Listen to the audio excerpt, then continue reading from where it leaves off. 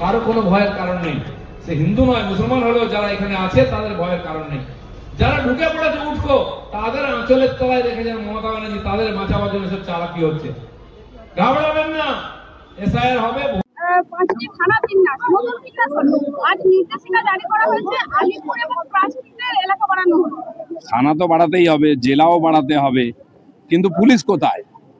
থানা যদি পুলিশ না থাকে থানা বাড়িয়ে লাগবে, থানা পাহারা দেওয়ারই লোক পাওয়া যাচ্ছে না। তো ভালো কথা, পুলিশও ভর্তি হোক, সাফিসিয়েন্ট পুলিশ থাকুক, পুলিশ যেন এই যে আইন শৃঙ্খলা সমস্যা এটা দূর করে।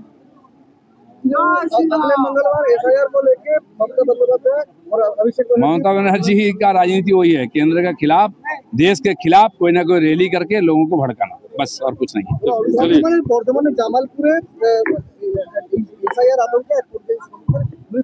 পরিযায়ী শ্রমিক এখানে কেন মারা যাবে? তামিলনাড়ু তো মারা গেছে। পরিযায়ী শ্রমিক কেন মারা গেছে? তামিলনাড়ু কেন মারা যাবে? বাংলায় হচ্ছে এসআইআর। এসব মিথ্যা কথা লোককে ভড়কাবার জন্য যে মারা যাচ্ছে এখন যেখানে সব এসআইআর হয়ে যাচ্ছে, এসব মিথ্যা কথায় কেউ কান দেবেন।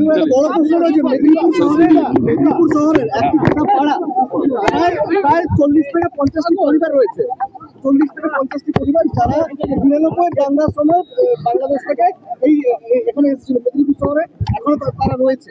তারা খুব আতঙ্কিত, বলছেন যে তারা সুইসাইড করতে বাধ্য হবে। কেন সুইসাইড করবে? মরা থাকলে বাংলাদেশে মরতো, এখানে মরবে কেন? এখানে কোনো হিন্দু যদি এসে থাকে তারা দুনিয়ার থেকে যেখান থেকে আসুক তার গায়ে কেউ টাচ করতে পারবে না, সে ভারতের নাগরিক।